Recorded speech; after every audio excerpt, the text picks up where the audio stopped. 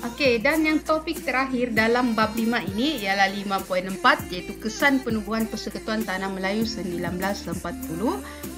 Jadi kita lihat apakah kesan penubuhan Persekutuan Tanah Melayu ya.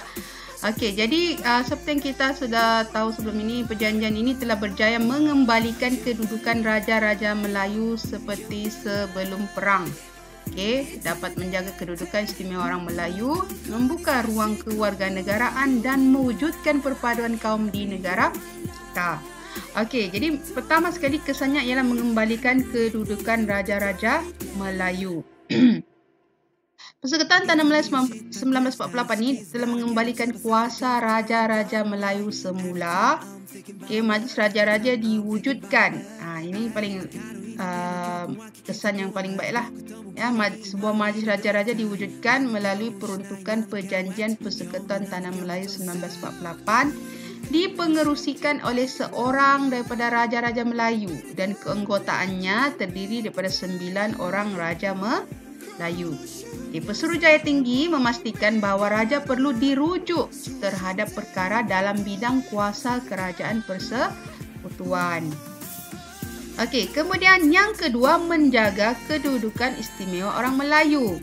Sebab itulah Malayan Union telah ditentang. Ya, sebab apa? Untuk menjaga kedudukan istimewa orang Melayu. Jadi, Perjanjian Persekutuan Tanah Melayu 1948 ini memang mengiktiraf kedudukan istimewa orang Melayu dan juga kepentingan sah kaum lain.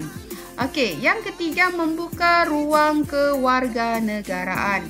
Penubuhan Persekutuan Tanah Melayu 1948 ini telah membuka ruang kepada orang bukan Melayu menjadi warga negara. Orang Melayu dikirap sebagai penduduk asal yang diberikan kedudukan istimewa. Jadi dalam gambar ini, okey, Raja-Raja Melayu bergambar di hadapan King House Kuala Lumpur pada 21 Januari 1948 selepas menandatangani Perjanjian Persekutuan Tanah Melayu 1948. Okey, kemudian yang keempat, mewujudkan kerjasama kaum. Okey, kerjasama kaum ini penting dalam usaha memupuk perpaduan. Persekutuan Tanah Melayu membuka jalan ke arah perpaduan dan kerjasama antara kaum melalui penubuhan Jawatan Kuasa Hubungan Antara Kaum atau Communities Liaison Committee atau singkatannya CLC. Kebanyakan cadangan CLC ini dimasukkan ke dalam usul perundangan yang diluluskan oleh Majlis Perundangan Persekutuan. Jawatan kuasa ini berjaya memupuk persefahaman antara pemimpin pelbagai kaum. Persekutuan Tanah Melayu 1948 merintis kepada pembentukan Perlembagaan Tanah Melayu 1957 yang sekaligus membawa kepada kemerdekaan.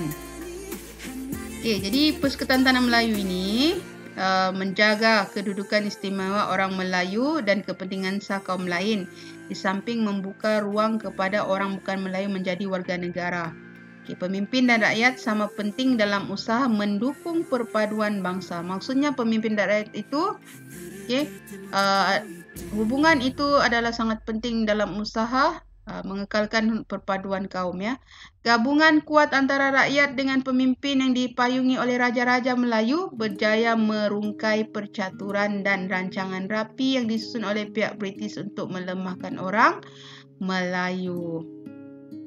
Jadi dalam gambar ini kita boleh lihat ahli mesyuarat cadangan penubuhan Persekutuan Tanah Melayu pada 20 November 1946 di King House Kuala Lumpur.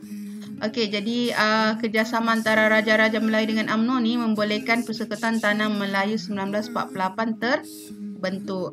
Pembentukan ini mengembalikan status Raja-Raja Melayu dan juga orang Melayu. British telah mengiktiraf dasar menaungi negeri Melayu semula seperti sebelum Perang Dunia Kedua. Jadi peranan Raja-Raja Melayu dan orang Melayu penting dalam usaha mendukung perjuangan maruah bangsa. Dan tolak ansur semestinya adalah elemen yang paling penting antara kaum yang perlu dijaga ya untuk mencapai matlamat penubuhan Persekutuan Tanah Melayu. Okey, jadi kita itu sahaja topik yang terdapat dalam bab 5. Okay, kita imbas balik. Bab 5 ini berkaitan dengan Persekutuan Tanah Melayu 1948.